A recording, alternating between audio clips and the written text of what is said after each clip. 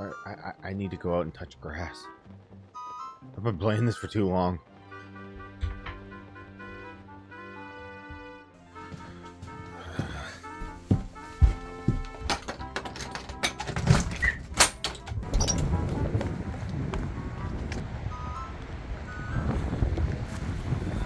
Okay. There we go. Alright, back to more Tears of the Kingdom. I have to cut you later, don't I? Just a couple more hours, I swear, and then I'll go cut it.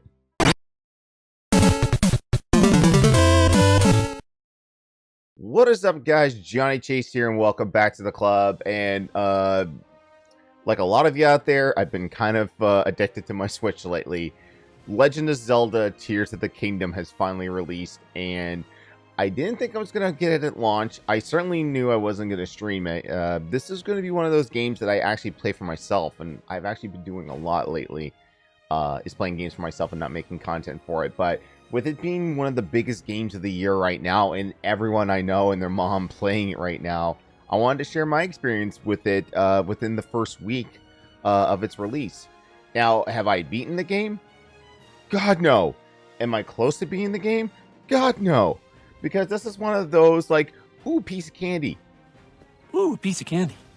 Ooh, piece of candy. Ooh, piece of candy. So, without going into a whole lot of spoilers, I will say that if it's following the same track of Breath of the Wild, as I haven't seen a whole lot of people playing it other than, you know, exploration and crafty stuff, I can tell you that I haven't at least attempted one of the bosses yet. I'm on my way to one that is in a snowy area, and that's all I'll say. Most of the time, though, it's just been like opening up the map, trying different combinations of weapons and skills, realizing that you really should have been paying attention to most of the tutorials, because I'm watching a lot of TikToks of people making some crazy stuff. Y'all are crazy for Koroks. Like, what did they ever do to you?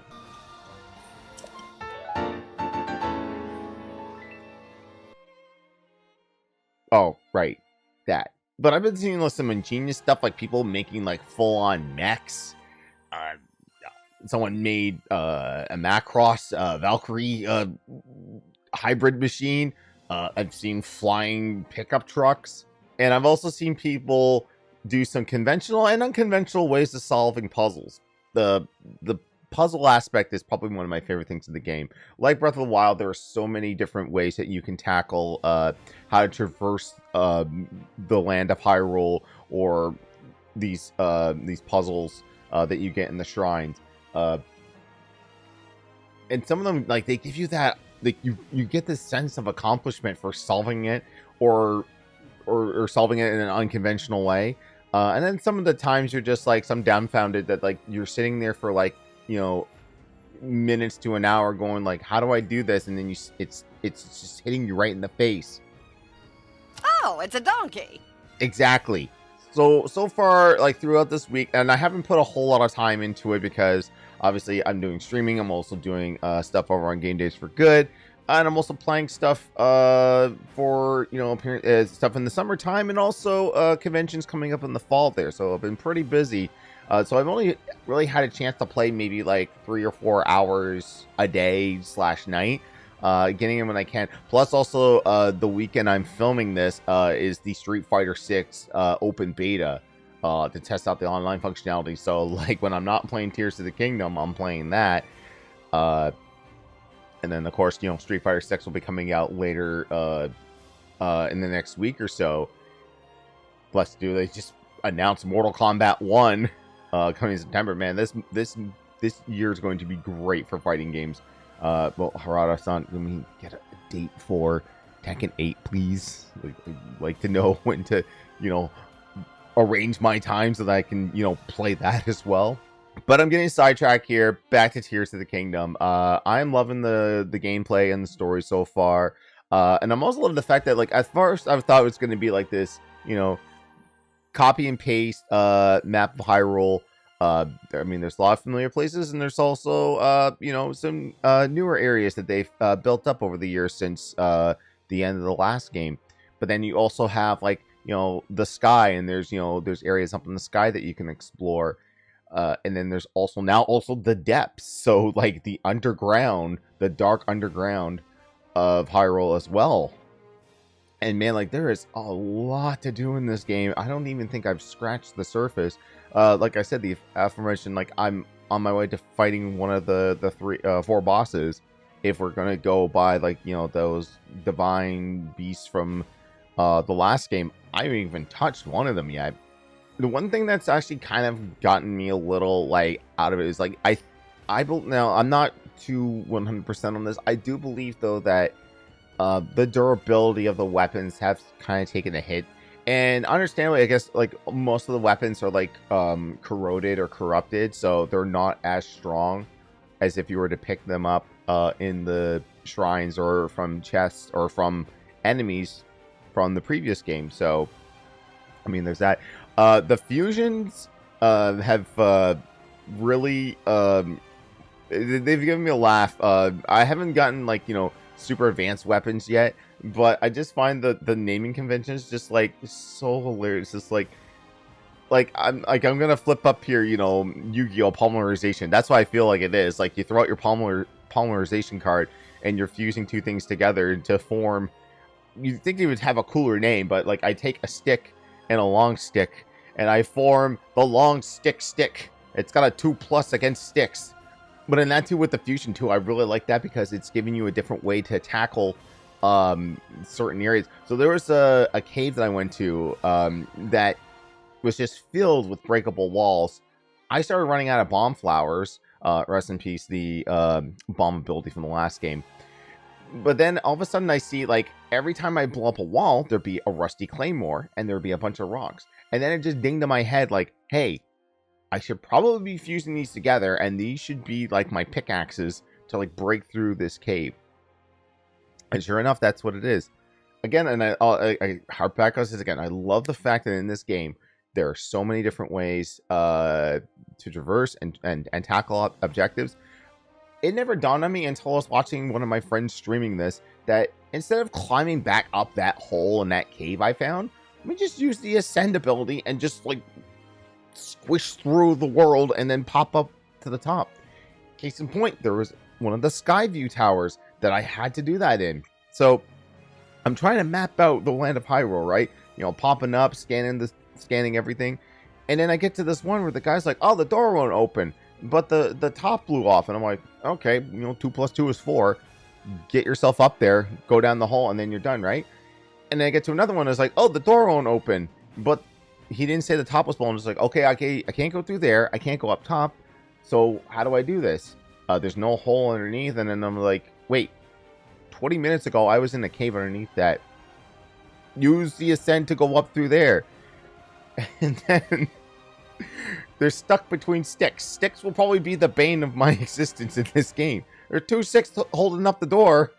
They're like, oh, throw down some weapons I don't use, pick up the sticks. Now the door opens, and then the guy can come and fix the thing. Like, this game is so freaking good.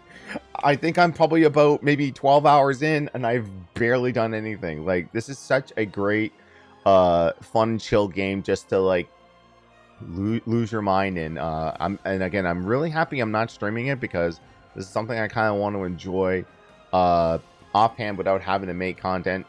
I'm kind of making content for it right now,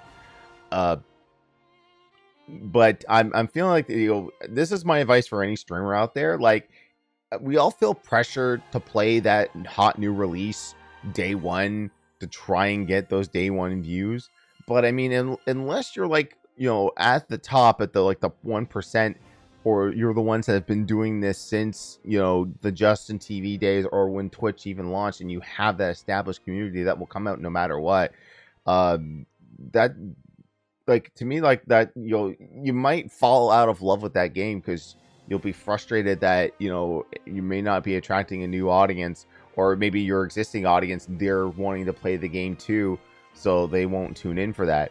So that's a delicate balancing act that I think a whole lot of streamers don't really take into account, I should say.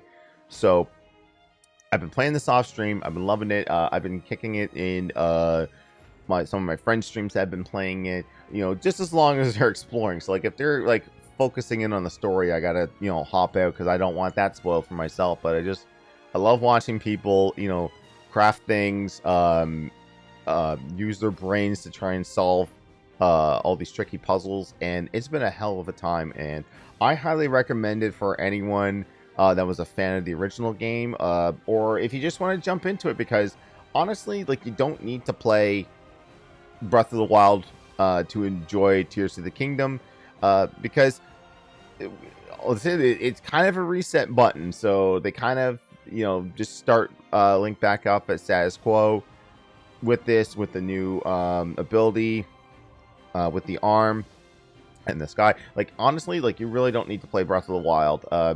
If you can, look for like maybe an abridged playthrough or an abridged telling of the story on YouTube, and then just jump right into Tears of the Kingdom, and you're gonna have a great time. So yeah, that was my first week with Tears of the Kingdom. I hope you guys enjoyed this. If you do, please give it a like. Consider subscribing to the channel. Man, we've been on a steady uptick with subscribers. I want to thank everyone who's been recently subscribing. We're almost at that 1,000 mark. I'm gonna put this out there. I've set myself a goal for 2023. I want to hit 1,000 subs or 1,000 followers on Twitch. I mean, it'd be nice to have both. But when I hit one of those goals, I'm going to do a 24-hour stream over on my Twitch channel, link in the description below, as a celebration. So if you can help me out, I would greatly appreciate it. Give this video a like, sub to the channel. Let's keep growing, and I hope to keep doing this content for you. If you guys like this type of content, please let me know as well. I'm always experimenting with this channel. It's kind of what this channel is all about. But until then, I'm Johnny Chase, and I don't have a closing always. I'm going to go back to Tears of the Kingdom, but also I need to do the Street Fighter 6 beta. So I'll talk to you guys next time. Bye.